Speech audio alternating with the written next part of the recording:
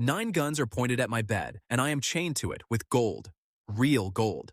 Alice had the links cast at a jeweler on Crown Street and paid $26,000 for the casting because steel leaves marks on my wrists, and she cannot stand a mark on me that she did not put there herself. On my left, my boss is polishing a battle axe. Alice Vance, 26 years old, the woman who signs my paycheck, sitting on the edge of my bed in a silk robe, running a cloth along an edge that could take a door in half. On my right, my childhood friend is filling a syringe. Yui holds it up against the window light, measures the dose, taps the barrel twice with her fingernail. She calls it love medicine. It goes into my tea at 9, the way it has for 11 nights running. By the doorway stands Carmilla in a maid uniform with a rocket launcher on her shoulder, and she is holding it the way other people hold a bag of groceries. The front door came off its hinges about 4 seconds ago. Drop your weapons and step away from the hostage, the captain screams at them. Hands where I can see them. Do it now. Any normal man in my position starts crying with relief right here. Rescue, freedom, a ride to a station, a scratchy blanket, a cup of terrible coffee, and my whole ordinary life handed back to me in a paper bag. So I look at the three of them, and my stomach drops straight through the mattress. Alice has stopped polishing. Yui has stopped measuring. Carmilla has stopped breathing, which is somehow the worst of the three, and all of them are wearing the same small, pleasant smile. I know that smile. That smile has a body count. 4 red laser dots crawl across my chest, and I do the math faster than the captain can. 9 officers in the doorway, 3 women who have never lost anything. If those 2 numbers touch, my bedroom becomes a war, and the war ends with a stray round in me. My charm system pings behind my eyes like a fire alarm in a hospital. Threat level in this room is above measurement, it says. Survival odds if the officers advance, 4%. Survival odds if you speak honestly, 0. Thank you. Very helpful. The finest broken software a man ever had installed in his skull. So I do the only thing that keeps every person in this room alive. I put on a smile. I sit up in gold chains that weigh more than my winter coat, throw one arm around a billionaire and one arm around an assassin, and look the captain of a tactical unit dead in the eye. What hostage? I say. What kidnapping? Officer, you kicked in a door on a private evening, and you have ruined the mood for everybody in this house. These are my wives. We were in the middle of a family scene, and I would like that noted in your report. The captain lowers his rifle about 2 inches. Behind him, a young officer makes a sound like a kettle coming to boil. F family. The captain says. Family scene. Yes, I say. Domestic, extremely intense, deeply committed. Some couples go bowling, sir, and some of us do this. The lasers slide off my chest one by one, and I have never been so aware of my own heartbeat in my life. Sir, the captain says, we received an anonymous call at 8:40. The caller said a man was being held in this house against his will and tortured for weeks. Tortured, I say, and the laugh comes out about a third too high, and I use the noise of it to shove 20 pounds of gold chain under the blanket with my heel. Officer, do I look tortured? Look at that table. There is a rib roast on it and half a cake shaped like my own face. Look at the women in this room.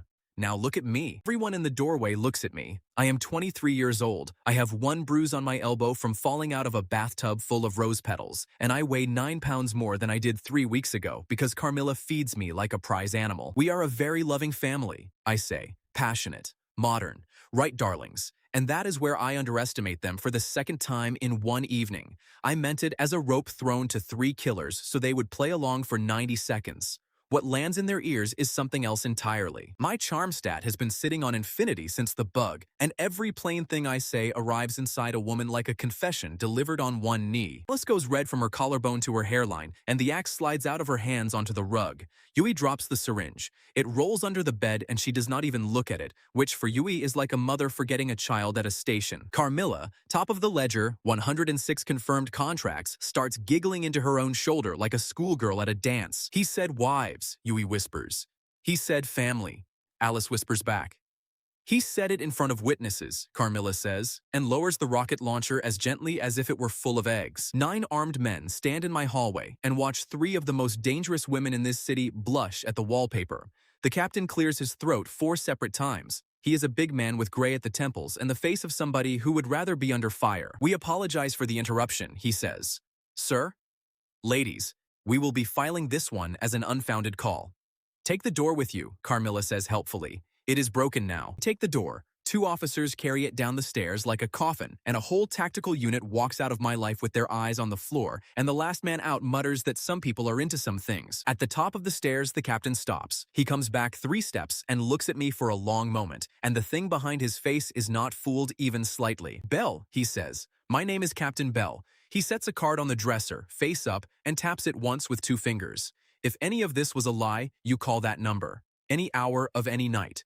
Say one word to me, and the word is Bell, and I come back with 4 times the men you saw tonight. Thank you, officer, I say brightly. We will absolutely call if we need catering. He goes. I hear the van start. I hear them pull off the block, and the silence that comes in behind them is the loudest thing that has happened to me all week. I let out a breath that has been sitting in my chest since the door blew in. I did it.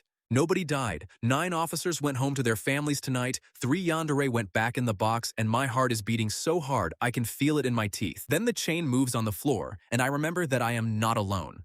The 3 of them have turned around, slowly, together, the way animals turn when they have finished picking which one of the herd is limping. Their eyes have that soft, wet shine, and after 3 weeks in this house, I know exactly what it costs. Darling, Alice says, in a voice I have never heard in 9 months of quarterly meetings.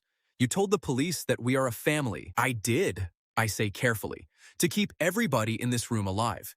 You said it in front of 9 sworn officers, Yui says. That is testimony.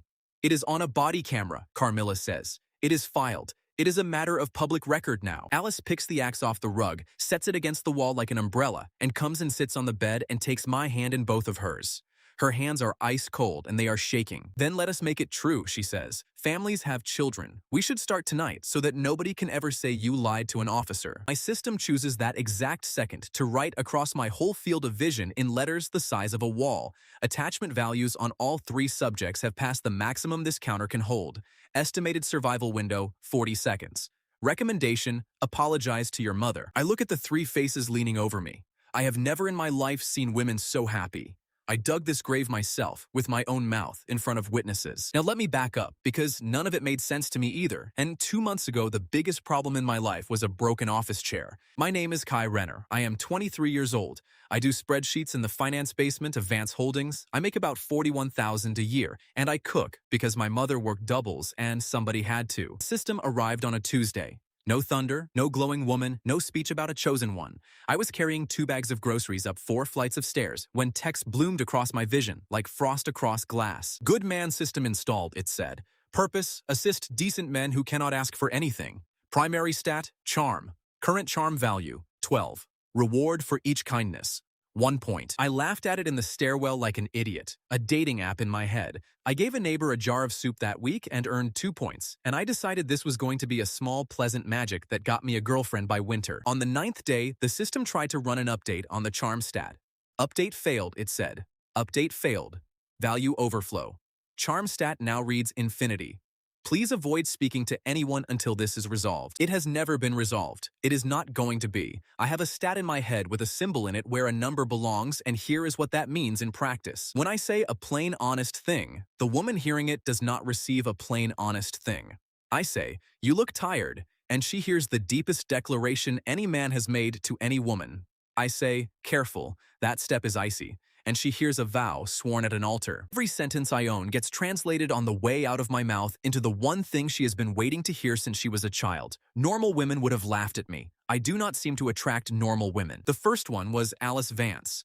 She is the chief executive of the company I work for, and before the bug, I saw her exactly twice, both times in an elevator, both times with her eyes on her phone. 900 employees in that building. I was a line item in a basement. Then the bug happened, and 8 days later, a quarterly review ran long, and I was the last man in the building with a working coffee machine, and she came into the kitchen at midnight carrying her heels in one hand. She asked if the machine was broken. I said it drips slow and you have to be patient with it. A boring sentence. A sentence about coffee. She stood there for 7 seconds without moving, and I counted, because it was getting strange. Say that again, she said. The machine drips slow, I said. You have to wait it out. Alice Vance, who runs a company worth $4 billion, put her shoes down on the floor, sat on the counter in an employee kitchen at midnight, and asked me to keep talking about coffee for 40 minutes. When I left, she was still sitting there. The next morning, my desk was on the top floor next to hers, with a chair that costs more than my rent. I want to be honest about how much I liked it, because that is the piece I keep having to admit out loud. A woman like that, looking at me like that. I am not made of stone. I am made out of a guy from the basement. I lasted a week, and then I did the decent thing. I told her I could not date the woman who signs my paycheck, and I gave her the real reason underneath it, which was money. You could buy a street, I said. I could not buy you a house. I said it kindly. I said it to close the door. Alice looked at me the way a general looks at a map. 3 days later, she bought my block. All of it. 9 buildings, a laundromat, a corner store where a man named Petrov had sold me cigarettes since I was 17, and the low brick towers behind them where about 10,000 people lived. She showed me the deed over dinner, glowing, proud, waiting for me to be happy about it. "You said you could not buy me a house," she said. "Now you do not have to. I bought the whole thing and I am building you a home in the middle of it." "Alice," I said. 10,000 people live there. They have been relocated," she said. "Compensated at market and a half. Legal handled the whole thing in a day and I am told the paperwork was clean." She said this the way a girl says she baked something. She had no idea. She has never once in her life had to picture a stranger. I went out there the next morning and watched a woman carry a mattress out of a building I had walked past for 6 years, and Petrov stood on the sidewalk with his register in his arms because he had nowhere left to set it down. So that is the first debt on my books. 10,000 people, 1 street, 1 signature. I promised myself in front of that laundromat that I would get it back for them, and I have no idea yet how a basement analyst pays a bill that size. A man who does spreadsheets in a basement has one skill, and it is reading a column until the column admits something. Fortress went up in 22 days. Alice hired 4 crews and ran them in shifts around the clock, and by the end of the month there was a house standing at the center of my old neighborhood. Poured concrete walls faced in white stone, a gate that weighs as much as a truck, a bed on the 3rd floor the size of a rowboat. I never agreed to move in. She had my things brought over while I was at work. My mug was in the cupboard before I ever saw the front door. That is Alice. She does not hear the word no, she hears a price. The second one was Yui Sato, and Yui is worse because Yui I loved first. We grew up 3 doors apart. She has been in my life since I was 6 and she was 5.5 and hit a bigger boy with a lunchbox for pushing me off the swings. She smells like the inside of my childhood. When my mother died, Yui sat on the floor of a hospital hallway with me for 9 hours and did not say one single word, and that is still the kindest thing anybody has ever done for me. She is a dental technician now. She is small and neat, she laughs with her whole face, and every person who meets her says the same sentence. What a sweet girl. So gentle. I believed that sentence for 17 years. 2 weeks ago, I had a cracked molar looked at by a dentist across town because Yui was on shift and I did not want to bother her at work. He studied the scan for a long time. Then he turned the screen toward me and asked, in a very careful voice, when exactly I had a device implanted in my lower left molar. There was a chip in my tooth the size of a grain of rice. He said it was a tracker, a good one, the kind couriers use for high-value transport. He said whoever placed it had drilled and sealed with real skill, and that the seal was fresh work, maybe 11 days old. I sat in that chair and did arithmetic on my own life. 11 days back, I had a fever and slept 14 hours straight. Yui came over with soup. Yui stayed the night. I drove to her clinic with my hands going numb on the wheel and asked her straight out, and she did not deny it for even 1 second. "Of course," she said, and she smiled at me the way she smiles when she has done something nice. "You always let your phone die.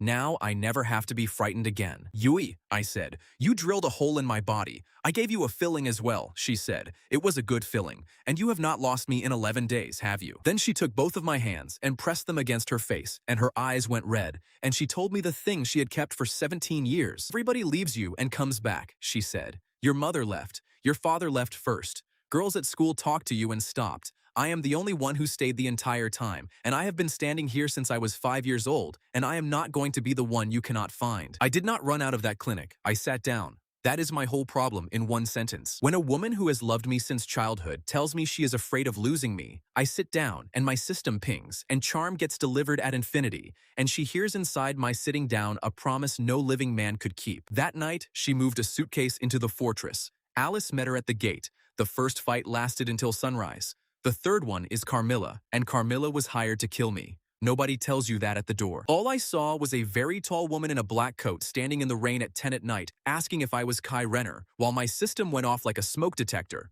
"Threat," it said. "Threat, threat. Do not open the—" I opened the door because that is who I am, and I said the plainest sentence in the world. "You are soaked," I said. "Come in, the kettle just boiled." Carmilla told me later what happened inside her head at that moment. She had a wire in her sleeve and a knife in her boot and a contract on her phone for $1.5 million, and she had done this 106 times, and no target had ever once offered her tea. She came in. She sat at my table with the wire still up her sleeve. I made her the only thing I had in the flat, which was rice and eggs and scallion, and I put too much pepper in it because my hands were shaking. She ate 2 bowls. Then she put her forehead down on my table and stayed there a while. "Who paid you?" I asked. "The ledger does not tell the knife who bought it," she said into the wood. That is the entire point of the ledger. Then she lifted her head and told me, in the flat voice of a woman reading out a weather report, that she had decided against completing the contract, and that a broken contract is a death sentence for whoever breaks it. Since she was going to die for me anyway, she said she had decided to keep me in a basement as her personal cook until one of us went of natural causes. She was completely serious. She had a basement picked out already. She showed me photographs of the basement on her phone. So that is my three. A woman who buys, a woman who follows, and a woman who takes. They found out about each other on the same Thursday, and the fighting went on for 3 days. I will not pretend I saw it, because I spent most of those days in a panic room Alice had built and never told me about. What I know is what the house looked like afterward. 2 support pillars cracked, a hole in the east wall in the exact shape of a person, every window on the second floor gone, and a chandelier from Vienna in about 4,000 pieces across the floor of the hall. On the 3rd night, they came to my door together, filthy and bleeding and holding hands in a way that had nothing to do with friendship, and Alice said the words that ended my old life. "We have decided to share," she said. I wrote it down, 11 pages. Alice had her lawyers format it, and I promise you that Vance Holdings billed nobody for that work. They call it the treaty. Article 1 is the schedule. Mondays and Thursdays are Alice, Tuesdays and Fridays are Yui, Wednesdays and Saturdays are Carmilla. Sunday is a joint day, and Sunday is the worst day of my week. Article 2 is terms of care. I am fed marbled beef at least 4 times a week. I am bathed in the big tub. I sleep on a mattress that costs $9,000. Article 4 is the gold. I am chained at night comfortably with padding at the wrists, and the padding is genuinely well made, and I hate that I know that. Article 6 is the one clause all 3 of them signed without blinking. If the subject attempts escape, all schedules are suspended, and all 3 parties act jointly to retrieve him. Nobody has ever had to test it, and I think about that clause every time I stand near a window. There is an Article 11 as well. Nobody has offered to read me Article 11, and the folder lives on a shelf in Alice's study, and I have been too comfortable to go and look. Here is my confession, since I am telling you everything else. For 11 days, I let it happen. The food is unbelievable. Carmilla sears beef in a pan she carries around in a case like a violin. Yui remembers that I eat the crust and leave the middle. Alice holds my coffee cup in both hands to keep it warm while I read the morning news. I get massages. I have not paid a bill in 3 weeks. Somebody is delighted to see me every single time I walk into a room, and I have been alone since I was 19, and nobody warns you what that does to a person. The Stockholm hit me hard and it hit me early, and the food is honestly incredible. That is how a man ends up sitting in a bed full of gold, covering for his own kidnappers in front of a tactical unit, and calling 3 killers his wives. Which brings us back to right now. With my front door gone, 3 women leaning over me with that shine in their eyes, and Alice Vance telling me we should start on children tonight. Yui is already unbuttoning her cardigan. Carmilla has begun folding a towel with the calm of a woman who plans ahead. My survival window is down to 31 seconds, and my mouth opens on its own. Stop, I say. If we are a family, then we do this the way a family does it. And a family has rules. All 3 of them freeze. Rules, Alice repeats, the way another woman would repeat the word diamonds. I am improvising with a gun to my head, so I say the first true thing I can find. A family eats at one table, I say, every morning. All of us, sitting down together at the same hour before anybody does anything else to anybody. The silence goes on long enough for me to hear my own pulse in it. Then Yui says in a small voice, 1 table. Yes, I say. 1. Not 3 trays carried to 3 rooms on 3 different days, like I am a zoo exhibit on a rotation. Alice takes out her phone and calls her general counsel at 12 minutes past midnight. I hear a man answer with the voice of somebody who was asleep about 6 seconds ago. She says, "Wake up. We are amending the treaty tonight," and the man says, "Yes, Miss Vance, at once." Amendment 1, Article 12. All parties and the subject take breakfast at the same table at 8 in the morning. Attendance is mandatory. Weapons are set on the sideboard. They sign it on the hood of a car in the driveway because the dining table is covered in cake. 3 signatures, a lawyer as witness, a copy for each of them in a folder. I have just bought my first hour of freedom in 3 weeks with a sentence about breakfast. My system pings quietly. New behavior detected, it says. Management of hostile parties through domestic structure. That is the day I find the shape of my only weapon.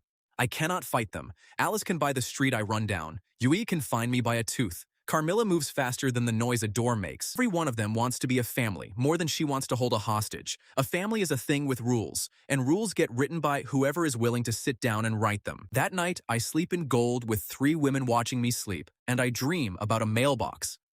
At 8 in the morning, 4 people sit at a table for the first time in the history of that house. It is horrible. Alice sits at the head, straight-backed, holding her fork like a pen. Yui sets 3 vitamins beside my plate and looks at me until I take them. Carmilla stands until I tell her twice to sit, because in her mind, staff eat afterward. Nobody speaks for 2 whole minutes. Then Alice says, "This is nice," in the tone of a woman being audited. Put eggs on their plates. 6 eggs, scrambled soft the way my mother made them, with black pepper and 1 spoon of cream in the pan. Carmilla watches my wrist the entire time and does not blink once. Then Yui asks Alice to pass the salt, and Alice passes the salt, and something in that room changes temperature. 3 predators pass a salt cellar around a table. Nobody dies. The whole thing is over before the toast is cold. I have to look at my plate, because my eyes have gone hot, and I do not want to explain why. A month ago, I ate standing over a sink. After breakfast, I asked the question that has been sitting in my chest since the door came in. Who called the police? The temperature in that room drops about 6 degrees. None of us, Alice says. Obviously. Yui shakes her head fast. Carmilla says nothing at all, which means she's been thinking about it since last night. A neighbor, Yui offers. There are no neighbors, I say. Alice bought them all and moved them to the east side. The nearest human being who is not in this room is a security man at a gate 1,000 feet from here. Carmilla puts down her cup. He would not call, she says. He is mine. She says this the way you would say the kettle is mine. So somebody outside this fortress knew there was a man in chains in this house, I say. Knew which room. Knew enough to send 9 officers and a tactical unit at 8:40 on a Tuesday. Alice goes very still, and for the first time since I have known her, I watch the chief executive come back into her face over the top of the girl. She sets her fork down. Find out, she says to Carmilla. Today. Carmilla is gone from the table before the sentence finishes, and the only sign she was there is a napkin folded into a shape like a bird. At the 8th precinct across the city, Captain Bell fills out a report he does not believe. He types the words, unfounded call and consensual domestic arrangement, and he stops with his hands over the keys and looks at nothing for a while. Then he prints a second copy for a drawer at home. His sergeant asks why he is bothering with a second copy. Bell says that in 22 years, he has learned the difference between a man telling the truth and a man doing arithmetic. That kid was doing arithmetic, he says. He was working out how many of us would fit in the ground. Then he pulls the record of the anonymous call. The caller used a burner phone. The billing account behind the burner belongs to a company with a yard on the east side, and Bell writes the name of it on the back of his hand. Carmilla comes back at 4 in the afternoon with 2 facts and dirt on her knees. Fact 1, the call came from a phone bought with cash at a shop 6 blocks from the tower where the signal died. Fact 2, the shop keeps a camera, and the camera keeps 90 days, and the man who paid cash drives a van for a firm called Doyle Relocation Services. Alice frowns at the name and says it means nothing to her, and then she remembers where she has seen it. They emptied your street for me, she says. I signed their contract 5 weeks ago, and that is when Carmilla says the thing that turns the whole evening cold. A removal firm does not phone the police about a hostage, she says. A removal firm phones the police about a man it cannot reach. Say that again, I tell her, and she puts it in the shortest words she has. There are 11 of my people on that wall and a gate that stops a truck. Nobody with a knife walks into this house, but 9 officers with a warrant walk in anytime they like, and they take the man out through the front gate in a blanket, and they put him in a station where anybody can reach him, and he is somebody else's problem by dinner. The call was a crowbar, she says. Somebody out there wants me out of this house and off this property, and he is willing to spend a tactical unit to do it. Then why not come in and do it himself, I ask, and Carmilla gives me the flattest look of her life. Because somebody already paid $1.5 million for you once, she says. And it did not take. None of us can say his name yet. It sits on the table between the plates for 2 more weeks, and every one of us walks past it. The state comes for us on a Thursday, and the state does not need a villain to be terrifying. Small gray car parks at the gate at 10 in the morning, and a woman gets out of it with a government badge on a lanyard and a clipboard held against her chest. Her name is Mrs. Pryor. She is from Family Services, and she is here because 9 officers filed a report about a man in chains, and somebody has to close that file. My system pings. Threat detected, it says. Threat type, official.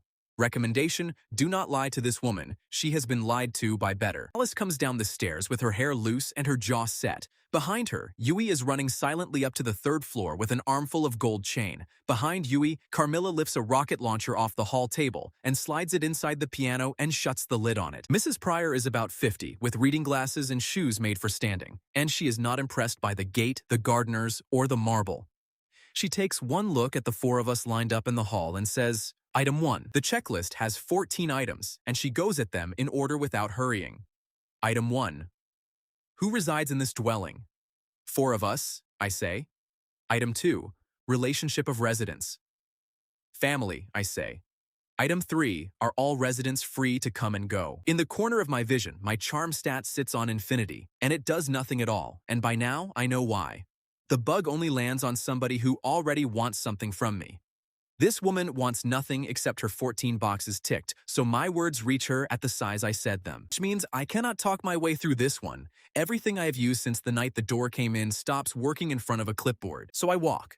I go past Mrs. Pryor, out the front door, and across 90 feet of gravel. Behind me, I hear Yui make a sound like a bird hit by a car. I reach the gate. I put my hand on the switch, and I look back over my shoulder at 3 women standing in the doorway of a fortress, and I watch the exact second when each of them decides not to run after me. Alice grips the doorframe until her knuckles go white. Yui has both hands over her mouth. Carmilla stands perfectly still and does not blink, and her eyes are so wet that the light catches on them from 90 feet away. I press the switch. 12 tons of gate rolls open onto an empty street. I stand in the open gate with nothing in front of me and nothing holding me. And then I walk back in and press the switch again, and it closes behind me. Carmilla tells me that night how close Article 6 came to firing. 2 gardeners were already moving along the wall on her signal, she says, and she had counted my steps, and at 9 more she would have taken me off my feet in front of a government inspector. Free to come and go, I say to Mrs. Pryor. Please write that down on your clipboard. She writes it, and she watches my face while she does it, and I have the feeling of a man who has passed a test by cheating in front of the teacher. But I made a mistake out there, and it takes me until nightfall to see it. I showed 3 women that the gate opens. From that afternoon on, every single one of them starts sleeping between me and the door. Item 9 is sleeping arrangements, and I answer it with a straight face while a rocket launcher sits inside the piano 4 feet from the inspector's elbow. Item 11 is whether the residents share meals, and Carmilla puts a plate of food in front of the woman before I can open my mouth, and the woman eats it and writes something down. Item 12 is whether any resident holds keys that another resident does not. Mrs. Pryor asks that one standing in our kitchen with her pen ready, and Alice answers it before I can. There is 1 set of keys, she says. It hangs on the hook by the door, and any hand in this house may take it. I look at her. She does not look back at me. Behind her, Carmilla very quietly takes a spare key out of her apron pocket and drops it into the sink. The inspection ends at item 14. Mrs. Pryor signs the bottom of the sheet and puts her pen away and asks me to walk her back to her car, alone, and I do. At the gate, she stops and takes her glasses off. Young man, she says, I have been doing this work for 19 years. I have stood in 11 houses this month and been told by grown adults that everything is fine. I say nothing because there is nothing safe to say. I am going to write that I found no grounds today, she says. And then I am going to send my file to the court anyway, because that is what the rules make me do when a tactical unit has been through a door. A judge will read it. If the judge wants a hearing, you will get a hearing, and you will be asked all of this again under oath. She gets into her small gray car and starts it, and then she rolls the window down and says the sentence I am still hearing at 3 in the morning. Whatever is happening in that house, she says, it is not going to be decided by you, and it is not going to be decided by them. It will be decided by somebody who has never met any of you and has 40 minutes. The gray car leaves at noon, and the house goes so quiet that I can hear the gravel settle in the drive. I find Alice on the terrace at midnight, still in the dress she wore for the inspection, sitting on the stone floor with her shoes off and her back against the railing. She has a glass beside her, and she has not touched it. Alice Vance, 4,900,000 employees, sitting on a floor. They used to come into my room, she says, before I can ask anything. When I was 11. Men from the bank, she says, when she sees my face, to count. I sit down on the stone next to her because my legs stop holding me. My father died in March, she says. The estate went to trustees in April. Every evening, one of them came upstairs with an inventory and read it out to me. My mother's rings, the horses, the house on the lake. He would tell me which pieces were being sold that month to keep the family standing. And he would explain very gently that a girl cannot hold anything. She looked straight ahead at the towers where 10,000 people used to sleep. By the time I was 19, I had learned the rule, she says. A thing you own outright cannot be read to you off a list. So I own things outright, all of them. I own this house, and the street, and the block, and the water main under the block. And then she looks at me, and her chin goes, and the woman who buys neighborhoods sounds about 11 years old. I do not know how to own a person, she says. So I bought everything around you instead. A smarter man would have something wise ready.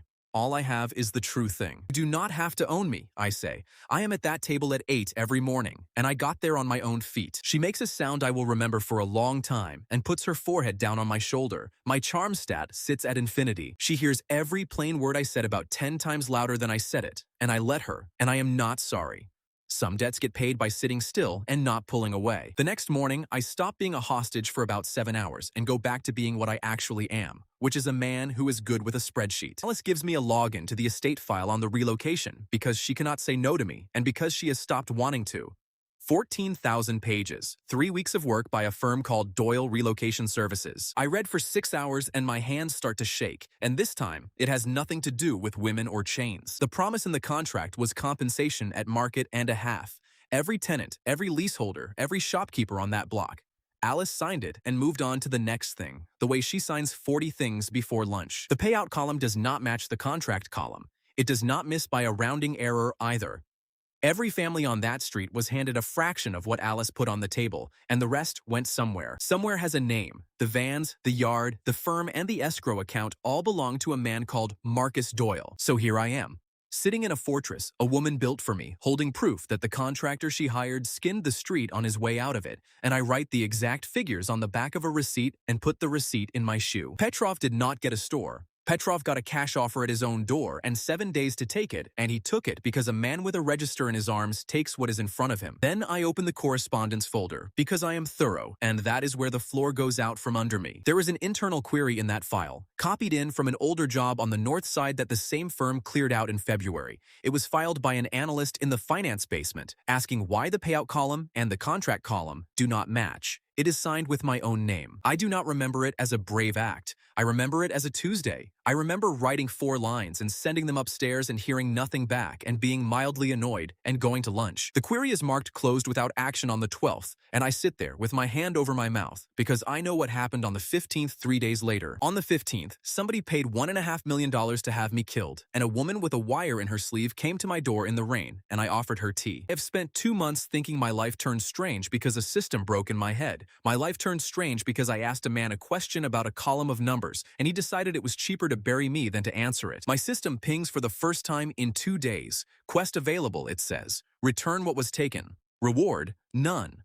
There is no reward attached to this quest because the system cannot find one you would accept. Then it adds a line I did not ask for. Estimated difficulty, higher than anything you have survived this month. I print 14 pages and hide them inside a cookbook, because in that house, a cookbook is the safest object there is. That evening, I go looking for Yui, and I find her in the kitchen filling the syringe again, humming. I have been drinking that tea for 14 nights. I take the syringe out of her hand and hold it up and ask her the flat question. What is in this? Vitamin B, she says, and saline, and a very small amount of the thing they give you before a scan so your muscles stop being tight. I stare at her. That is it, I say. That is the love potion. Yui studies her own shoes with great attention and says she wanted me to sleep well. A man who sleeps 8 hours does not get sick, she says. A man who does not get sick does not go to a hospital. Hospitals are where people leave from. For a moment, I want to laugh. My kidnapper has been secretly dosing me with vitamins. Then I look at the counter behind her, and there is a second syringe there, and the second one is not labeled. And Yui puts her hand over it very casually, palm flat, the way you cover a bad card. What is in that one? I ask. That one is for anybody who tries to take you, she says, in exactly the same sweet voice. It works in about 6 seconds. So that is Yui. Vitamins for me and 6 seconds for the world. And she does not see one thing strange about keeping both on the same counter. The gala lands on us 4 days later, and the gala nearly ends the treaty. Vance Holdings throws a shareholder evening at the Ambassador every autumn. 300 guests, press at the doors. This year, a tabloid has run 4 seconds of leaked police video under a headline with the word hostage in it, which means every camera in the city is coming to look at her face. The invitation arrives in a stiff cream envelope, and the second line says, Miss Alice Vance and guest. Guest, singular. 1 word on a card, and my house turns into a war. Alice states calmly that she is the shareholder and the hostess, and therefore the wife of record for the evening. Yui states that she has been here since I was 6 years old, and that a stranger of 1 season does not get photographed as my wife. Carmilla states nothing at all and begins cleaning a knife at the table where we eat breakfast. Weapons on the sideboard, I say. Carmilla puts the knife on the sideboard without looking at me and picks up a different one. They are 3 seconds from the second war of the second floor, so I do the only thing I know how to do. I go and get a pen. Amendment 2, I say out loud, writing while I talk. Public appearances rotate in the order of the schedule, and whoever holds the invitation is wife of record for that one evening. The other 2 attend as family. Family means seated at the same table, standing in the same photographs, with all our names printed on 1 card. The room goes silent. Then Yui says, in the same photographs, and her voice cracks in the middle of it. Alice, who has not shared a photograph with another living woman since she was 19, looks at me for a long moment, and then signs it. Then Yui signs. Then Carmilla comes over and signs on the line I point to, and she writes one name only, because Carmilla has never had a second one. Whose turn is the invitation? Alice asks in a voice that is trying very hard to be neutral. I check the schedule on the wall, and God is a comedian, because the gala falls on a Thursday, and Thursday is Alice. She turns around so we cannot see her face, and stands like that with her shoulders up, and when she turns back, she is the chief executive again, and only her ears give her away. The fitting is the next afternoon, and it is the funniest 90 minutes of my life. Alice has 3 women from a house in Milan pinning her into deep green, and she stands on the block like a statue while they work, and she asks me 6 times if the color is correct, and each time I say it is good, she has to look at the ceiling for a second. Yai refuses everything with a low neckline, and finally comes out in soft blue with a collar, and she spins once, and she is so happy about the spin that she does it again on her own. Carmilla comes out in black, and every person in the room stops talking, because she is 6 feet tall, and she looks like the last thing 400 people ever saw. She is also standing wrong. Her hands stay behind her back, and her weight stays on her back foot, and I understand that she has never in her life been looked at while standing still. You look good, I tell her plainly, like an idiot. She drops a chair. The seamstress asks her to hold still for the hem and asks kindly where Madam would like the slit, and Carmilla answers, at the right thigh, and the seamstress asks why, and Carmilla says, because that is where the holster goes. The seamstress writes it down without a blink. In Milan, they have clearly seen worse than us. Then, Carmilla's phone buzzes on the table. She reads it standing in a gown with pins in the hem, and I watch every drop of color go out of a face that has never changed color in front of me. She puts the phone face down. Nothing, she says, and she smiles at me, and it is the first bad lie anybody in that house has told me since the day I moved in. Across the river, in a room with no windows, a man called Vasca turns a page of a ledger that has been kept by hand since before his grandfather. The page has one line open on it. 1.5 million, subject Kai Renner, contract taken by the knife Carmilla, unresolved ever since. Vasca writes a second line beneath it in the same neat hand. The contract goes to open auction. Any buyer, any price, floor bid 2 million, called aloud in the hall on the 14th. He does not care about me at all. He is baiting a hook, and I am the worm on it, and the fish he wants is the woman who has been folding my towels. The ambassador has a marble staircase 40 feet wide, and there are 14 photographers at the bottom of it when our car pulls up. Alice goes first, because Thursday is Alice. Then Yui on my left arm. Then Carmilla behind us in black with a slit at the right thigh, and every camera in that lobby swings and stays. A reporter with a recorder gets close enough to breathe on me before security moves. Sir, is it true you are an employee of Miss Vance? Is it true you live at her compound? What is your job title? I am a financial analyst, I say. I make about $41,000 a year. I live in that house, and tonight I am here with my family. The reporter forgets what her next question was, drops her recorder, and says, thank you so much twice. My charm stat does not care that she is on the clock, and Yui squeezes my arm so hard my hand goes numb. 300 people in that ballroom, and I can feel the room deciding what we are while we cross it. 2 women who are not the wife, walking with the wife. Nobody knows where to put us, so they put us at the center table and then look at us all night. The whispering starts before the soup. 2 directors at the next table are talking about the tabloid, and one of them says the word liability, and the other one says it might be time for the family to think about the founder's shares. Then a man at table 4 turns his phone around and shows the 4 seconds of leaked video to everybody sitting near him, and I watch it travel across that ballroom the way fire travels across dry grass. Alice sits beside me and turns to stone. Her hand is flat on the tablecloth, and it stops moving entirely, and I think about an 11-year-old girl being read an inventory in the evening, and something in my chest goes hot and stays hot. They are going to spend the whole night looking at her and thinking about chains, and by Monday there will be a board that wants her quiet, and by spring there will be men with an inventory again. So I stand up. I do not have a plan. What I have is 14 printed pages in the pocket of a rented tuxedo, a man named Petrov sitting at table 9 because I bought him a ticket with my own money, and a system in my head saying, in very small letters, oh no. I walk up to the podium between courses, which is not done, and I tap the microphone twice, and 300 people put their forks down at the same time. My name is Kai Renner, I say. I am the man in the video. The room goes so quiet, you can hear the ice moving in 300 glasses. You have all just watched 9 officers come through my door, I say. What you did not see is the 2 minutes after, when I told them to go home, because everybody in that room was armed, and I did not want a single one of those officers to die on my bedroom floor. Somebody laughs, a nervous laugh, and I take it. I am not here to talk about my private life, I say. I am here because of a street. Then I put the 14 pages on the podium and I start reading numbers out loud. And I have never in my life felt anything like the change that comes over a ballroom when you start reading numbers out loud. 5 weeks ago, this company acquired 9 buildings and 4 blocks of housing at the East End. 10,040 residents. The contract promised every one of them compensation at market and a half, signed by the chief executive, funded in full out of company money. Relocation was executed by Doyle Relocation Services. Their payout records are in the estate file, and any shareholder in this room may pull them tomorrow morning. They paid at 40 cents on the dollar, cash at the door, 7 days to sign, no attorney present at any table. The difference between what this company paid out and what those families received is $19,140,000, and it is sitting in an escrow account tonight, while the people it belongs to are living 4 to a room on the east side. Nobody in this room stole it, I say. Somebody we hired did, and we are the ones who signed the contract, so it is our name on the door those men knocked on. 300 people turn their heads toward the head table at the same time, and the sound of it is like a wave coming in. I keep going because a debt only counts as paid when somebody hands the money across a table. Mr. Petrov, I say, would you stand up? At table 9, a man of 62 in a suit from a wedding in another decade stands up and holds onto the back of his chair with both hands. This man sold cigarettes and bread on that corner for 31 years, I say.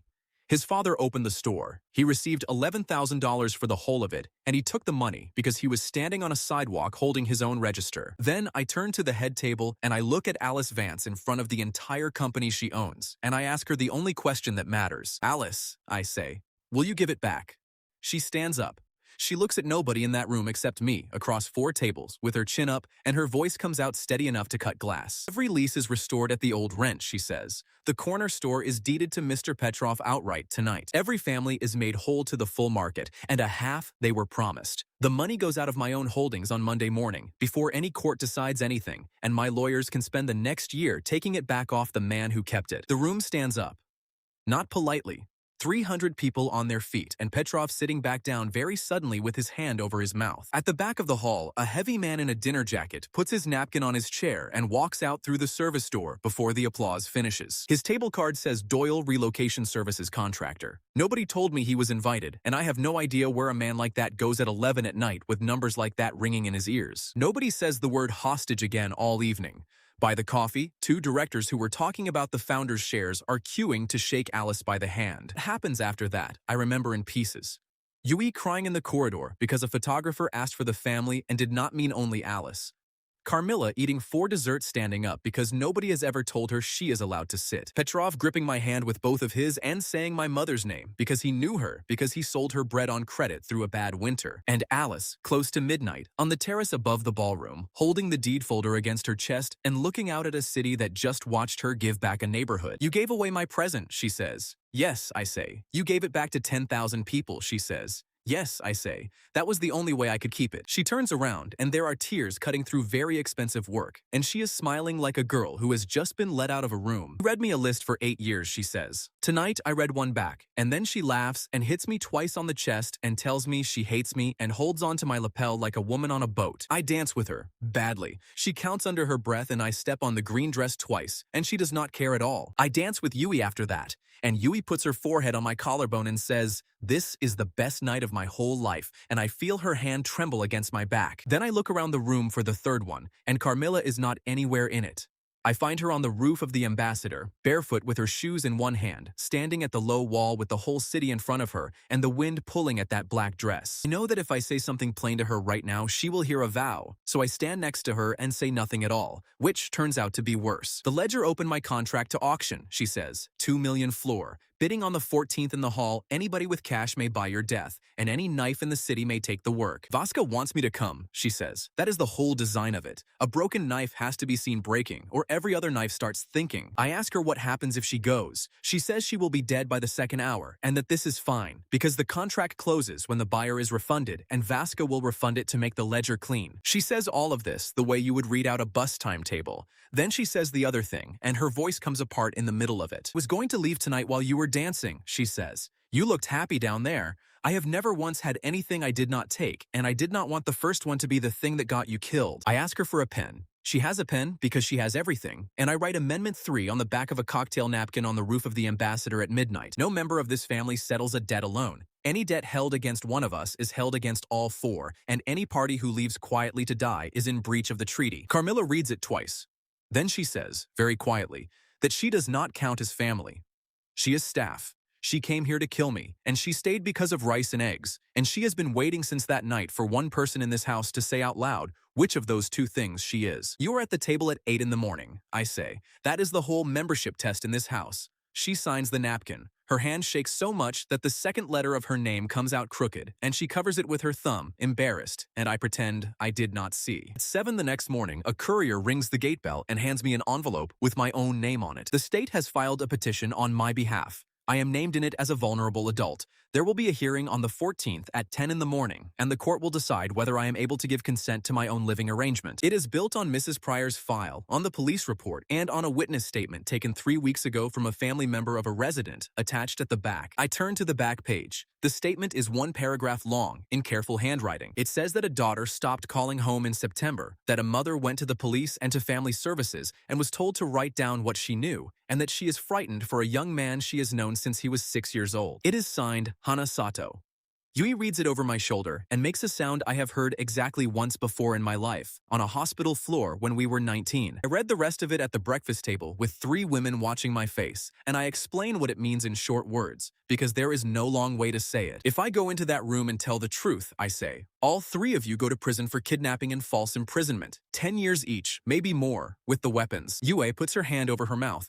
Alice does not move at all. If I go into that room and lie under oath, I say, that is perjury, and the court has 9 body cameras that show a man in gold chains, and a lie against that puts me in a cell instead. Then a judge appoints somebody to make my decisions for me. Some stranger with an office and a caseload who will read me my own life off a list once a month. Alice goes the color of the tablecloth because she has heard that description before in her own bedroom at 11 years old. And they cannot fight this one. Money will not buy a family court in 6 days.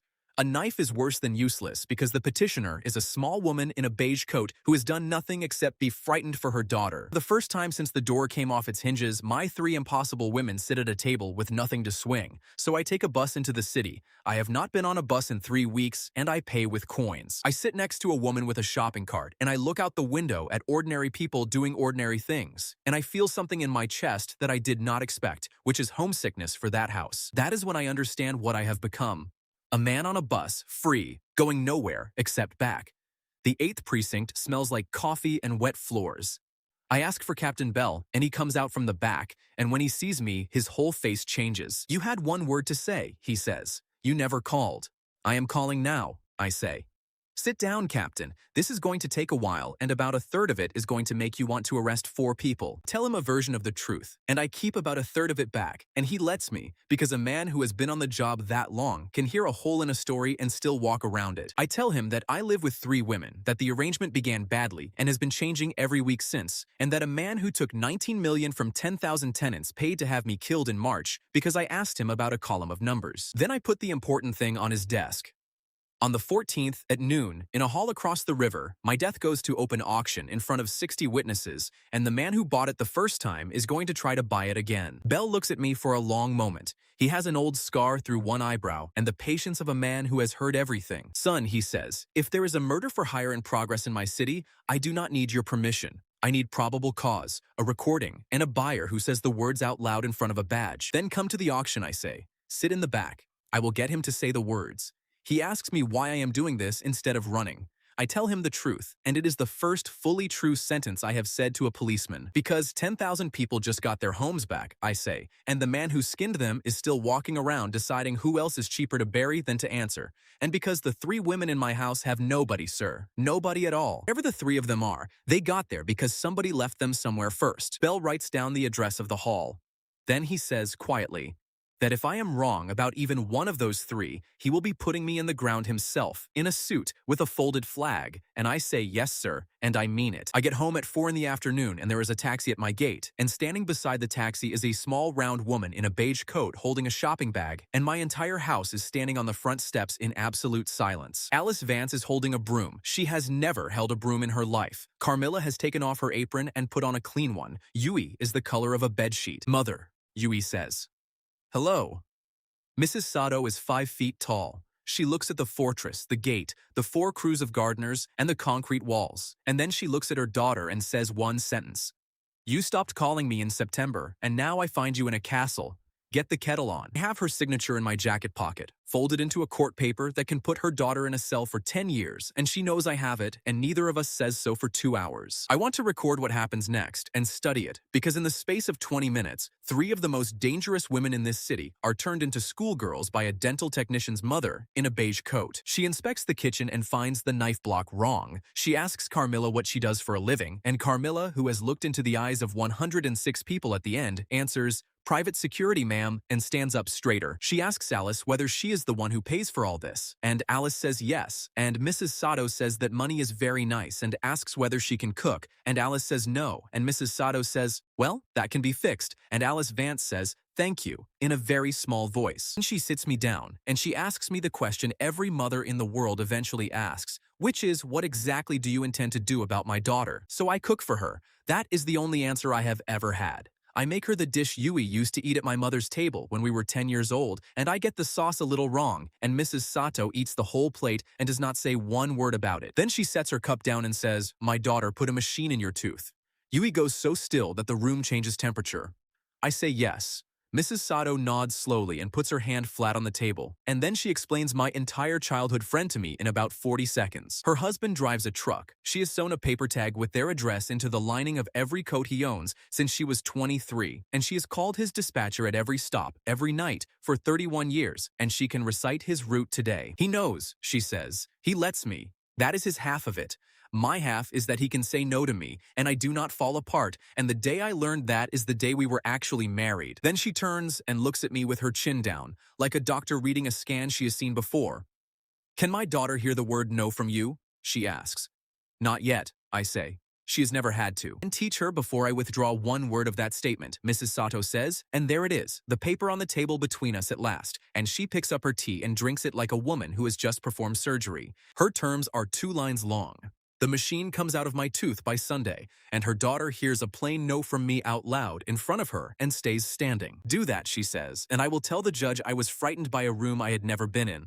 Fail, and I will sit in that courtroom on the 14th and I will say every word again. That night, Yui comes into the kitchen at 1 in the morning with a clinical kit in her hands and her jaw set, and she tells me to sit down and open my mouth. She takes the tracker out of my tooth herself in our kitchen with her own instruments, crying the entire time without making a single sound. Her hands do not shake at all. That is the terrifying piece of it. And that is where I understand exactly how good she is at her job. When it is out, she holds the chip on the end of a probe, that little gray grain that has known where I was every hour for 5 weeks, and she looks at it the way you look at a photograph of a dead pet. Then I take off my watch and I put it on her wrist. It is a steel watch with a scratched face. It belonged to my mother. It is the only object I own that is worth anything to me, and it does not track anybody, and it never has. Now you have the thing that knows where I am, I say. Wear it. And when you get frightened, look at it, and know that I am coming back to that watch, because it is the only thing of hers I have left. Yui sits down on the kitchen floor and cries with her whole body the way a child cries, and I sit down next to her on the tile and do not say anything clever, because there is nothing clever to say. The second half of her mother's price gets paid on Sunday morning, at the table, with Mrs. Sato sitting across from us holding a cup she is not drinking from. Yui asks me for the things she has asked me for every day since she was 5 years old, and this time she asks it out loud in front of her mother. Promise you will never send me away, she says. Say it once and I will never ask again. And I say no. The kitchen goes so quiet that I can hear the fridge. Yui's face comes apart in stages, like a wall giving way, and my chest hurts so badly that I have to put both hands on the table. I am not promising that, I say. I am here this morning. I will be here tomorrow morning. If a day ever comes when I go, you will hear it from me first, at this table, in daylight, and I will not disappear on you the way everybody else did. She stands up. She sits down. She looks at her mother, who does not move a muscle to help her. Then she puts her forehead on the table and stays there for about a minute, breathing, and when she lifts it, her eyes are red and she says, in a very small voice, all right. And that is the whole miracle. She heard it, and she is still in the chair. Mrs. Sato puts her cup down, stands up, kisses the top of her daughter's head, and tells me she will call the court on Monday. Then she washes her own cup, because she is that kind of woman, and goes home on the bus. 2 days before the hearing, I finally read Article 11. I read it because Carmilla is in the shower, the treaty folder is lying open on the table, and I am eating an apple and being nosy about my own captivity. It is one paragraph long, and it has all three of their signatures under it. If at any time the subject chooses one party over the others, the peace between the parties is dissolved, and the two remaining parties are released to remove the chosen party by any means they consider appropriate. I read it 4 times. Then I go and throw up in the marble sink in the downstairs bathroom. I put the folder on the breakfast table the next morning, open at that page, and I sit down and wait for 8 o'clock, and all 3 of them come in and see it, and none of them look surprised. Explain Article 11 to me, I say. Alice explains it the way she would explain a covenant in a loan agreement. The peace exists because none of us has him, she says. The day one of us has him, the peace has no reason to exist. So we wrote down what happens in advance in a cold hour so that no one could pretend later. Yui says in her small voice that she wrote the first draft of it.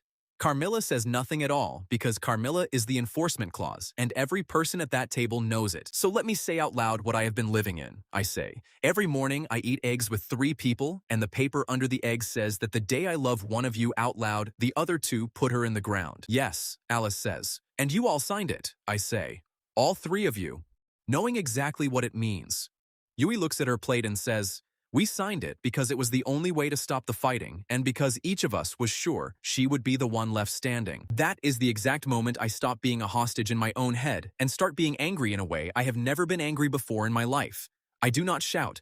I go and take the key off the hook by the door. The gold chain is coiled at the foot of my bed like something asleep. I unlock the cuff at the wrist and the cuff at the ankle. I carry 20 pounds of it down the stairs in both arms, and I drop it on the breakfast table hard enough to crack a plate. That is the last night I sleep in gold, I say. I am not running anywhere. A family has no use for hardware. Nobody moves. Alice looks at the chain the way a child looks at a dog that has died. I am going to that hearing on the 14th, I say, and I am going to stand up in front of a judge and say the word family about the 3 of you, and if that word is a lie, I will be lying under oath for people who wrote down how to kill each other over me. I look at each of them in turn, and I say the sentence I have been afraid of for 3 weeks. Article 11 comes out, or I am gone. Not tonight. Not by climbing a wall. I will walk out through that gate at noon in front of your gardeners, and I will never come back, and every one of you can spend the rest of her life owning a house I am not in. And I go upstairs with no chain on me for the first time in 24 nights, and I lie in that enormous bed, and I listen to my own heart trying to leave through my ribs. Here is what I find in the morning. All 3 of them are asleep on the floor of the corridor in a row between my door and the stairs. Alice with her coat over her like a blanket. Yui curled around a cushion, Carmilla upright against the wall with her eyes shut and one hand flat on the boards. Not one of them touched the lock. They made themselves into the door instead. I stand there in my socks looking at 3 grown women sleeping on hardwood, and I feel trapped and looked after in the same breath. And both of those are true at once. Alice wakes up first. She looks at me. Her hair is a disaster, and there is a line on her cheek from the floorboards. Strike it, she says, in a voice full of sleep. Article 11. Strike it.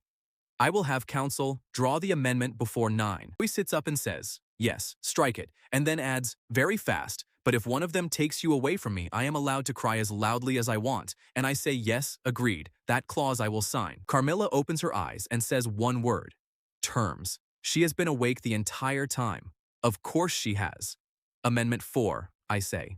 Article 11 is struck in full, and in its place, each party gives up the one thing she uses to hold me. Alice stops breathing.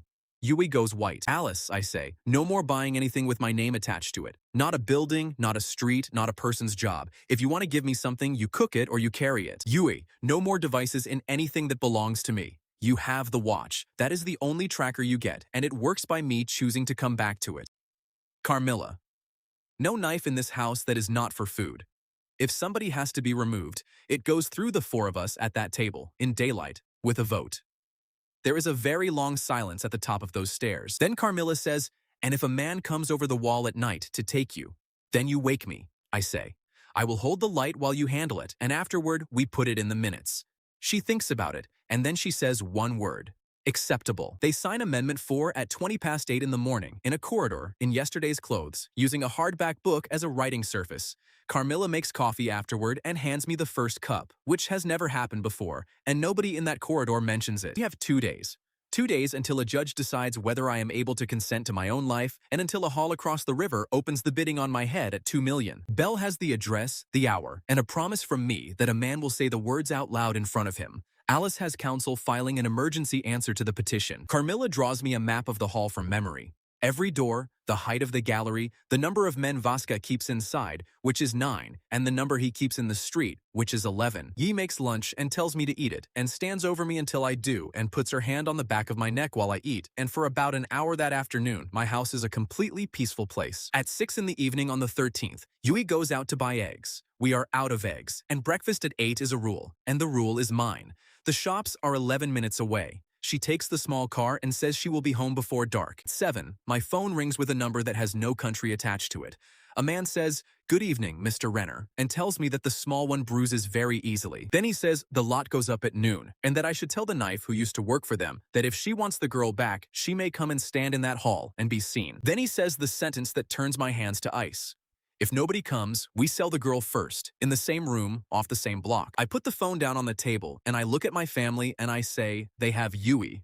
What happens in the next 4 seconds tells me everything about the 3 women I live with. Carmilla is already at the door with her coat. Alice already has her phone at her ear, and both of them stop in the same second and turn around and look at me because we have a rule now about who settles debts alone. Then Alice's face changes, and she says quietly that her accounts are frozen. The court did it 3 days ago, on the same file that has my name on it. Petition says a young man's finances may be controlled by the woman he lives with, so a judge signed an interim order, and every account that touches me is sealed until the hearing.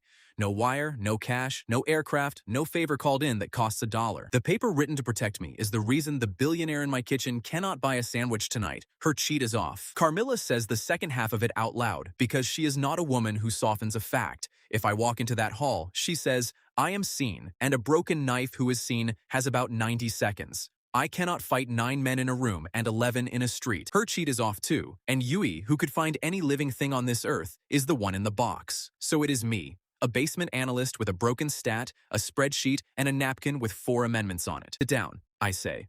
Both of you. We have 17 hours until that bell rings and I need paper. And then I remember the watch. Yui walked out that door wearing my mother's steel watch, and Yui has been sewing paper tags into coat linings since she was 5 years old, because her mother did it for 31 years. I say it out loud. Carmilla, if Yui loved an object, what would she do to it? Carmilla looks up, then her whole face changes, and she says she would put a tracker in it. Of course she would. She put one in a tooth. Alice is already opening a laptop. It takes her 7 minutes to find the tracking account, because it is registered under the name of a stuffed rabbit Yui has had since she was 4. There are 14 devices on the list. My old phone, my winter coat, my bicycle, the bread knife, the mug I use every morning.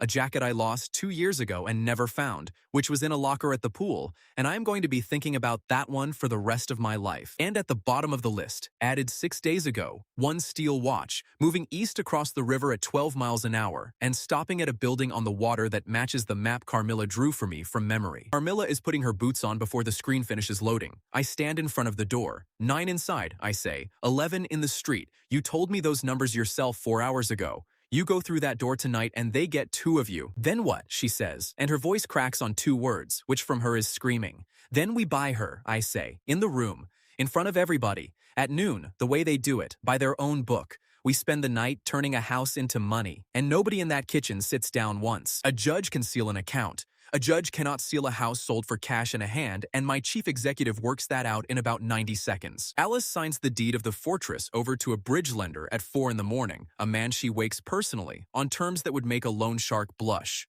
$2 million in cash, delivered by armored courier at 8. The house she built to keep me in, sold in 1 hour to buy my life out of a book. Carmilla goes down to the cellar and comes up with a canvas bag that has been under a floor slab for 6 years, $790,000, wrapped in plastic and bricks. Every dollar of it is the price of a person. She sets it on the table and does not touch it again. Then I go to my own bank at 9 in the morning and close an account that has $11,400 in it, which is every dollar I have ever saved, and the teller asks me if I am buying a car. Something like that, I tell her, and I sign the slip, and I carry every dollar I have out of that branch in a canvas bag. I want that in the record. $2 million from a woman who owns things, $790 from a woman who takes things, $11,400 from a man who counts things. all of it going into the same case. The hearing is at 10 in the morning, and it is nothing like a courtroom on television. It is a small room with beige walls and a judge named Esther Nowak, who has been doing family matters for 26 years and has a face like a closed door. Counsel for the state speaks for 16 minutes. He plays the police video. He describes the gold, the axe, the launcher, the schedule, the fact that a man of 23 moved into a compound owned by his employer and stopped seeing anybody he knew. He asked the court to appoint a guardian for my financial and legal decisions, and to keep every account sealed until that guardian is in place. Then the judge takes off her glasses and asks me one question. "Mr. Renner," she says, "are you able to leave that house?" Everybody in the room leans forward, and the whole world narrows down to a beige room, and I tell the truth because I have run out of any reason to do anything else. 3 weeks ago, no, I say. 3 weeks ago, I was a hostage, and I would have said whatever kept 9 officers alive. You can hear counsel sit up behind me. He thinks I have just handed him the case. Today, yes, I say, and I can prove the difference to you because I wrote it down as it happened. Then I hand up 11 pages with 4 amendments on them, and I explain to a family court judge out loud what a treaty is and what a schedule is, and how a man with no power and no money took a document written to divide him and turned it into a set of house rules. Breakfast at 8. Public appearances by rotation. No party settles a debt alone. Article 11 struck, and every weapon in that house given up by the woman who owned it. Judge Nowak reads it for 4 full minutes without saying one word, and nobody in that room dares to breathe. Then she says, "This is either the strangest domestic agreement I have ever been handed, or it is a man teaching 3 people how to live, and I am not yet sure which." Counsel objects to something. I do not hear what because I have started looking at the clock on the wall, and the clock says 25 past 10, and the hall across the river opens the bidding at noon. "Your Honor," I say, "I need to ask the court for a recess." She takes her glasses off again, raises her eyebrows at me, and asks why a young man in the middle of his own hearing wants the court to stop. "Because the 4th member of my family is going to be sold in a room across the river at 12, I say. "To the man who took her, she is a lot on a board. Her name is Yui Sato, and she went out to buy eggs." Counsel for the state stands up. Judge Nowak looks at me for a long moment with her glasses in her hand. Then she says, "This matter is adjourned until 3 this afternoon." And she adds, in a voice that is definitely on the record, that if any person in her city is being sold in a room today, she expects a police captain to be telling her about it before 4, and that she has known Captain Bell since he was in uniform. I run for the door. Behind me, I hear the lawyer say the word irregular, and I hear Judge Nowak tell him to sit down. The ledger keeps its hall in an old customs building on the water, and inside it looks like a place where fish used to be sold, because that is what it was. Long room, high windows, rows of folding chairs, a slate board at the front with a chalk line down the middle, and a small brass bell on a table, and a block, which is an actual wooden block, waist high, worn smooth by 100 years of use. There are about 60 people in those chairs, and every single one of them looks like a lawyer who has done something wrong. Vaska stands at the front in a gray cardigan with reading glasses on a cord. He looks like a man who runs a stationery shop. He is the most dangerous person I have ever been in a room with, and he does not have a weapon anywhere on him, because he has never needed one. I walk down the middle aisle with a case in my hand, and 60 heads turn. Vaska takes his glasses off and smiles at me with what looks like real pleasure. "The lot has walked in," he says. "That has never happened in my hall." "Where is she?" I say. He gestures with 2 fingers, and a door opens at the side, and 2 men bring Yui out. One of them is holding his own left arm against his chest like a broken wing, and he is gray in the face, and he keeps his distance from her. "Your man wants a doctor," Vaska remarks to nobody in particular. "She had a needle in her cardigan, and she put it in his shoulder somewhere on the bridge. Nobody thought to search a dental technician. She is in the same cardigan she went shopping in. There is a bruise on her cheekbone and tape on her wrists, and my mother's steel watch is still on her arm, because a wristwatch is not worth anything to a man who deals in millions." She sees me and makes a sound behind the tape, and then she does the thing that puts a crack straight through my chest. She shakes her head. She is telling me to go. "Lot 1, Vaska says, reading from a card. "Female, 23, no affiliation, taken in transport, sold as leverage or as labor. We open at 50,000. Man in the 3rd row lifts 2 fingers. 60, says Vaska. I put the case on the chair beside me, open it and say, 400,000, cash, in this room, right now. The hall goes very quiet. Vaska looks at me over the top of his glasses for a long moment. Then he says, "Cash in the room takes the lot. That is the rule of this house." And he rings the small brass bell once, and my knees nearly go out from under me. They cut the tape off Yui's wrists. She crosses that floor and hits me so hard she nearly puts me on the ground. Both arms around my ribs, her whole body shaking, and I hold on to her and say in her ear the plainest sentence I have. "Breakfast is at 8, I say. You are bringing the eggs." She laughs and sobs at the same time, and behind me, 60 professionals in folding chairs watch a man in a cheap suit hug a girl in a cardigan, and not one of them understands what they are looking at. Then Vaska picks up his second card, and his voice changes, and the room changes with it. "Lot 2, he says. This one is a contract, not a person. Male, 23, name of Kai Renner. Original price $1.5 million. Unfulfilled since the 15th of March. The knife who accepted it is in breach and is invited to attend." He looks straight at me, and he says, "We open at $2 million, and any man in this room may buy it," and the buyer names the hour. "$2 million, says a voice from the 5th row, and a heavy man in a dinner jacket at noon stands up without hurrying, and it is the contractor who walked out of the gala before the applause finished. Marcus Doyle looks at me the way a man looks at a bill he thought he had paid. Now I know his face, and he knows I have read his columns out loud to 300 people, and neither of us has to explain anything to the other. $2,401,400, I say. 60 heads turn to me. Vaska pauses with the chalk in the air. "That is a very specific number," he says. "It is every dollar in this room that belongs to me," I say. "There is nothing behind it. If you want more, I will have to start selling organs, and I am told mine are in poor condition." Somebody in the second row actually laughs. Vaska writes my number under his. $3 million, Doyle says, and there is a small ugly smile at the corner of his mouth because he thinks he has just watched a clerk spend everything he owns and lose. $3 million, says Vaska, and writes it up on the slate. "Any advance on 3. I would like to raise a point of order," I say. "Your house rule is cash in the room. My money is sitting on that chair. Where is his?" Vaska turns his head very slowly toward the 5th row. "His money is in an escrow account holding $19,140,000, I say, and every dollar of it came out of the pockets of 10,000 tenants he was hired to move." Then I take a folded page out of my jacket and hold it up over my head. "At 9 o'clock this morning, counsel for Vance Holdings obtained a freeze order on that account. Signed, filed, effective from 9. That money has not moved, and it cannot move today." The hall makes a sound like water going down a drain. Vaska takes off his glasses. "Sir," he says, "produce the funds or your bid is void." Doyle's face goes through 3 colors. He has run yards and crews for 30 years and been told no by nobody with less than a permit, and he cannot stand being made small in a room full of professionals by a boy from a basement. "And take it out of my hand tonight," Doyle says loudly. $4 million, cash tomorrow morning in any currency you name. $4 million to any man in this room who puts Kai Renner in the river before midnight, and a bonus for proof. The hall goes completely silent. Vaska puts his chalk down, and he is not smiling anymore, because a client shouting murder across his floor is the one thing that has ever cost this house its license to exist. And in the 4th row, a heavy man in a bad brown suit, who has been sitting quietly since the doors opened, stands up and unbuttons his jacket, and says, "That will do." Captain Bell has 2 detectives with him and a recorder taped to his chest, and he takes Marcus Doyle by the arm in front of 60 witnesses and says the words about solicitation and conspiracy, and Doyle starts screaming about who his lawyers are. Nobody in those folding chairs moves an inch to help him. In that hall, a man who names a price and cannot pay it is the lowest thing there is. Bell walks him out.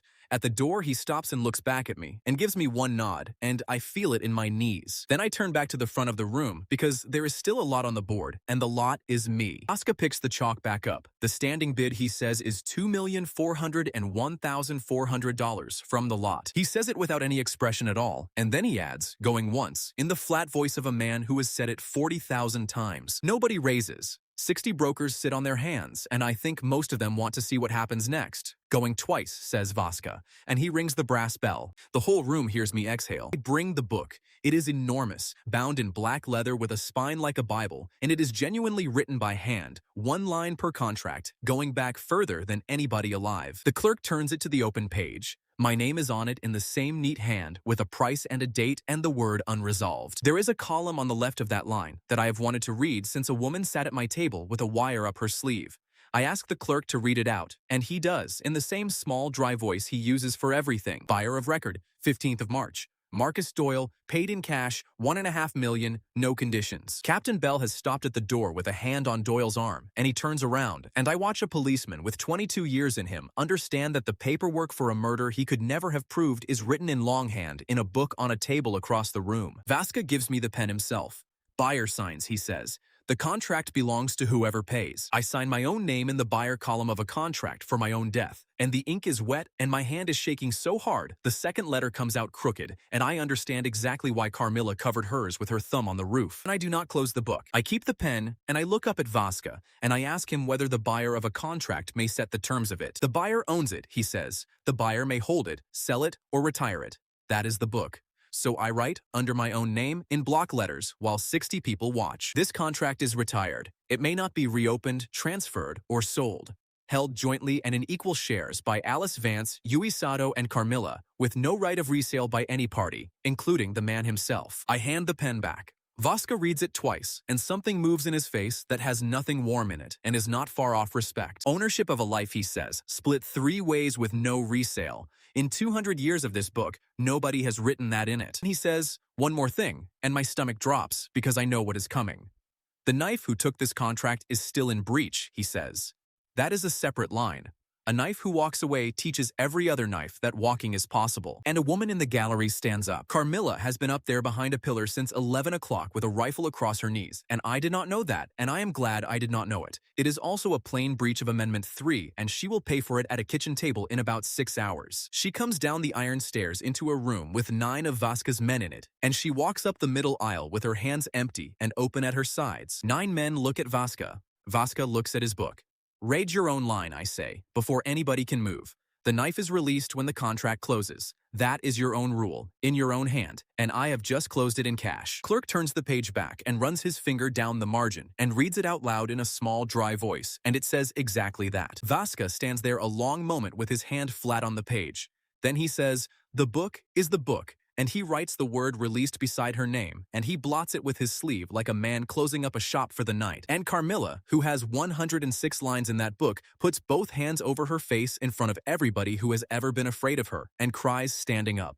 We walk out of the customs building at 10 minutes past 1 in the afternoon. Alice is on the pavement beside an armored courier van with the empty case in her hand and her hair coming loose, and when she sees the 3 of us come through that door, she sits straight down on the curb in a suit that cost more than a car. Yui gets to her first, then Carmilla, then me, and the 4 of us sit on a wet curb outside a fish market and laugh like idiots while a courier guard pretends to look at his phone. At 3 in the afternoon, we are back in the beige room, and there is a small woman in a beige coat sitting in the second row who was not there this morning. Mrs. Sato asks the court's permission to withdraw her statement, and Judge Nowak asks her why, and she says, "Because I have now been inside the house, Your Honor, and because the young man said no to my daughter at his own table on Sunday, and she is still standing." Then Captain Bell gives the court 40 seconds about an arrest in a customs building at noon, and Judge Esther Nowak disposes of the petition in about 90 more. Then she looks at me over her glasses, and she says the thing I will keep.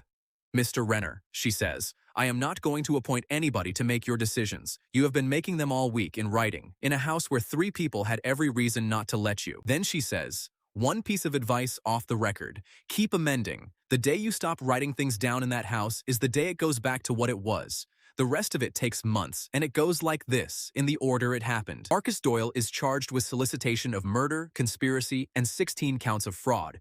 A recording from a captain's chest and 1 page of longhand in a guild book are the reasons his lawyers stop returning his calls by spring. The $19 million comes out of escrow under court order. Every family from those 4 blocks is paid the full market and a half they were promised. It takes 14 months and a room full of clerks, and Alice sits in that room herself, 4 days a week, learning the names. Petrov opens his store again in October. He sells bread and cigarettes and a very bad brand of coffee, and there is a photograph of my mother behind the register because he asked me for one. The fortress belongs to a bridge lender now. Alice sold it at 4 in the morning to buy my life, and there was never any getting it back, and I have never once heard her mention it. So we live in my old apartment. 4 flights up, 2 rooms, 1 bathroom on the block that got its leases back. I want you to imagine a woman worth $4 billion queuing for that bathroom behind an assassin at 7 in the morning, while a dental technician bangs on the door and tells them both that she has a shift. Gold went into the tenants' fund, every ounce of it. Alice weighed it herself on a kitchen scale and cried about the weight, and then sent it out the door in a courier bag and never asked what it bought. Alice cooks now. Alice cooks 1 dish, and she cooks it badly, and she makes it every Sunday and watches my face the entire time I eat it, and I eat all of it every single week. Wee wears my mother's watch. She has never put another device in anything of mine. She checks the watch about 40 times a day, and when I come through the door, she looks at it, and then at me, and then she puts it back under her sleeve. The first entry in those minutes is hers. Breach of Amendment 3. Gallery of the Customs Hall, 1 rifle, no vote taken. She wrote it out herself that night at the kitchen table, read it aloud at 8 in the morning, and washed everything in the sink for a week without being asked. Carmilla still times me. 4 minutes late from the shop last Thursday, she did not say a word about it. She wrote that in the minutes too, and at breakfast she read it out, and Alice fined me 1 dishwashing. They are still what they are. Nobody in that kitchen is cured. Alice still looks at buildings the way other women look at cake. Yui goes quiet when a stranger touches my arm. Carmilla sleeps closest to the door, always, and no vote is ever going to change it. In February, a courier brings a flat parcel to the 4th floor, and inside it is a single page cut out of a book, with a stamp across the corner and a note from a clerk with dry handwriting. Oscar closed the ledger, 60 years of lines and 140 before him, and the hall on the water is a fish market again, and the old man sent every retired page back to whoever owned it. Our page has my name in the buyer column with the crooked second letter. It has the price, down to the $400. It has my sentence about no resale and 3 names holding equal shares, and beside Carmilla's name, 1 word in the margin. Released. We put it on the kitchen wall in a frame from a junk shop next to the light switch where you see it while you are waiting for the kettle.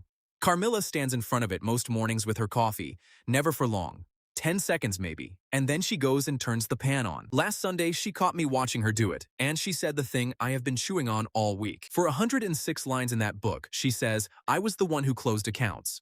On our page, somebody bought me out and then wrote that I can never be sold again. And the funny piece of it, she says, is that the word does not mean I am free to leave. Then what does it mean? I ask her. And she takes her time about answering. It means nobody holds the paper on me except 3 women who cannot sell it and a man who signed with a shaking hand, she says. Call that what it is. I am kept on purpose, in daylight, in writing, by people who have to go on choosing it. Then she puts her cup down and asks me what is for breakfast because it is 8 o'clock, and Alice is already at the table holding a fork like a pen, and Yui is checking a scratched steel watch that has told her exactly nothing for 4 months. I say the plainest thing I have. I say eggs, and I say that I am not going anywhere, and I do it in front of a framed page that says what everybody in the room paid to be there. Alice goes red from the collarbone to the hairline. Yui covers her face with both hands. Carmilla giggles into her own shoulder like a schoolgirl at a dance. My system pings once for the first time in months and tells me the charm stat is still broken and that it has stopped trying to fix it. A man told 1 lie to keep 9 officers alive and then spent a month paying for it because a word like family sends the bill every single day. He paid it with breakfast at 8, with rules he kept first himself, with money handed back in front of witnesses to people he had wronged. That is the thing worth taking home. Anybody can grab somebody and call it love. Owning a person is cheap, and it holds nothing. Choosing them out loud, on paper, in daylight, where other people can hear you do it, is the only version that ever holds.